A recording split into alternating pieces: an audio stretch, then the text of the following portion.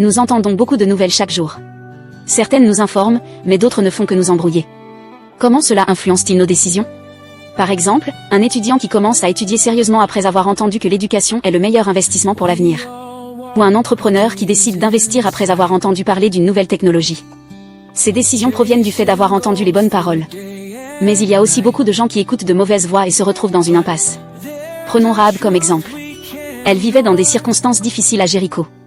Puis elle a entendu l'histoire incroyable de la façon dont Dieu a séparé la mer et aidé son peuple. Ces paroles ont profondément touché son cœur. Elle a commencé à croire que si le Dieu d'Israël était le vrai Dieu du ciel et de la terre, alors il pouvait changer son destin. Un jour, quand 2 espions d'Israélites étaient en danger, Rahab les a cachés. C'était un grand risque, elle aurait pu perdre sa vie. Mais elle a décidé de répondre de la bonne manière au Dieu dont elle avait entendu parler. Aujourd'hui, nous faisons tous face à des moments où nous devons prendre des décisions. Et ces décisions peuvent ouvrir des opportunités pour transformer nos vies. Les bonnes décisions commencent toujours par l'écoute. La Bible dit, la foi vient de ce qu'on entend. La foi, c'est répondre correctement à Dieu et à notre propre vie.